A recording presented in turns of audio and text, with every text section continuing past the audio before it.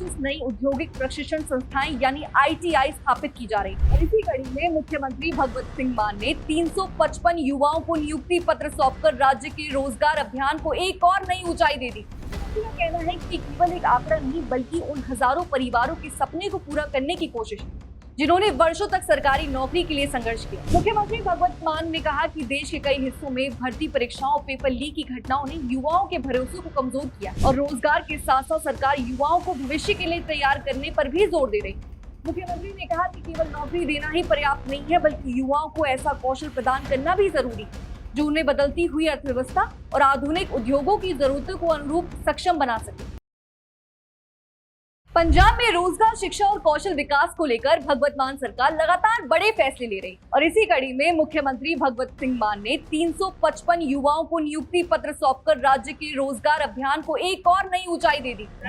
ਵੱਖ-ਵੱਖ ਵਿਭਾਗਾਂ ਦੇ 355 ਜਿਹੜੇ ਨੌਜਵਾਨ ਮੁੰਡੇ ਕੁੜੀਆਂ ਉਹਨਾਂ ਨੂੰ ਨਿਯੁਕਤੀ ਪੱਤਰ ਦਿੱਤੇ ਨੇ। ਇਹਨੂੰ ਮਿਲਾ ਕੇ ਪੰਜਾਬ ਦੇ ਵਿੱਚ ਸਰਕਾਰੀ ਨੌਕਰੀਆਂ ਦਾ ਜਿਹੜਾ ਸਿਲਸਿਲਾ ਹੈ ਉਹ ਵੱਧ ਕੇ 67,037 ਹੋ ਗਿਆ ਤੇ ਵੱਖ-ਵੱਖ ਡਿਪਾਰਟਮੈਂਟਾਂ ਦੇ ਵਿੱਚ 355 ਅੱਜ ਨਿਯੁਕਤੀ ਪੱਤਰ ਹੋਏ ਨੇ। ਪੰਜਾਬ ਸਰਕਾਰ ਵੱਲੋਂ ਆਉਣ ਵਾਲੇ ਦਿਨਾਂ ਦੇ ਵਿੱਚ ਵੀ ਹੋਰ ਬਹੁਤ ਸਾਰੀਆਂ ਨੌਕਰੀਆਂ ਜਿਹੜੀਆਂ ਨੇ ਉਹ ਨੌਜਵਾਨ ਮੁੰਡੇ ਕੁੜੀਆਂ ਨੂੰ ਦਿੱਤੀਆਂ ਜਾਣਗੀਆਂ, ਮੈਰਿਟ ਦੇ ਆਧਾਰ ਤੇ ਦਿੱਤੀਆਂ ਜਾਣਗੀਆਂ ਔਰ ਬੱਚਿਆਂ ਨੇ ਖੁਦ ਆਪਣੇ ਜਿਹੜੇ ਤਜਰਬੇ ਸਾਂਝੇ ਕਰਦੇ ਹੋਏ ਦੱਸਿਆ ਕਿ ਸਾਡਾ ਕੋਈ ਪੈਸਾ ਨਹੀਂ ਲੱਗਿਆ, ਕੋਈ ਸਾਨੂੰ ਸਿਫਾਰਿਸ਼ ਨਹੀਂ ਲਾਉਣੀ ਪਈ, ਸਾਡੇ ਘਰੇ ਜਿਹੜਾ ਅਪਾਇੰਟਮੈਂਟ ਲੈਟਰ ਦਾ ਜਿਹੜਾ ਸੱਦਾ ਪੱਤਰ ਆਇਆ। ਸੋ मैं सारे बहुत मुबारकबाद देना चाहूँगा।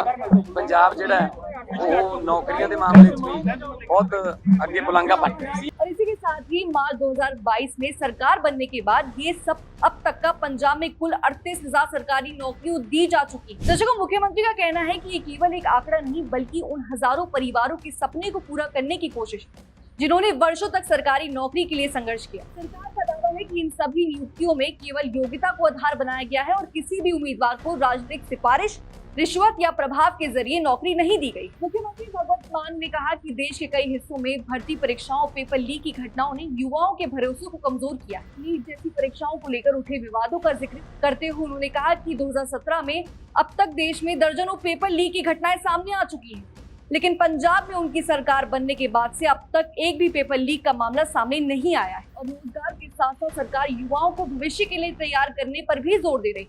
मुख्यमंत्री ने कहा कि केवल नौकरी देना ही पर्याप्त नहीं है बल्कि युवाओं को ऐसा कौशल प्रदान करना भी जरूरी है जो उन्हें बदलती हुई अर्थव्यवस्था और आधुनिक उद्योगों की जरूरतों को अनुरूप सक्षम बना सके। और इसी सोच के तहत पंजाब में 25 नई औद्योगिक प्रशिक्षण संस्थाएं यानी ITI स्थापित की जा रही है। 13 मौजूदा ITI को आधुनिक सुविधाओं और बेहतर बुनियादी ढांचे के साथ अपग्रेड भी किया जा रहा है। सरकार का मानना है कि तकनीकी शिक्षा और कौशल विकास के क्षेत्र में किया गया निवेश आने वाले वर्षों में पंजाब के युवाओं को रोजगार के अधिक अवसर प्रदान करेगा। तकनीकी शिक्षा को मजबूत बनाने के लिए भी राज्य सरकार ने सरकारी पॉलिटेक्निकल कॉलेजों के आधुनिकीकरण पर भी विशेष ध्यान दिया है।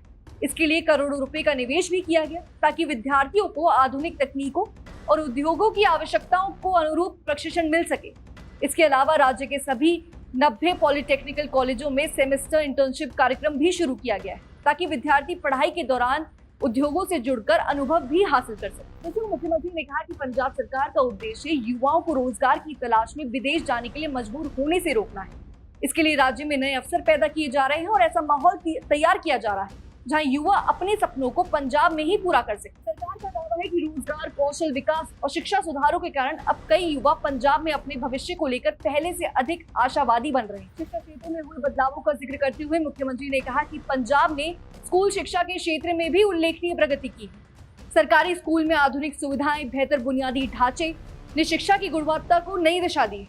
स्कूल ऑफ एमिनियंस जैसी पहले विद्यार्थियों को प्रतियोगी परीक्षाओं और भविष्य की चुनौतियों के लिए तैयार कर रही है। सरकार का मानना है कि गुणवत्तापूर्ण शिक्षा और रोजगार के अवसर मिलकर पंजाब के विकास की मजबूत नींव रख सकते हैं। और इसी के साथ ही सरकार ने ठेका कर्मचारियों के हितों को ध्यान में रखते हुए भी लगभग 65,000 कर्मचारियों की सेवाओं को नियमित करने की प्रक्रिया भी शुरू करने का फैसला लिया है। मुख्यमंत्री का कहना है कि वर्षों से राज्य की सेवा कर रहे इन कर्मचारियों को सम्मान, सुरक्षा और स्थिरता मिलनी चाहिए।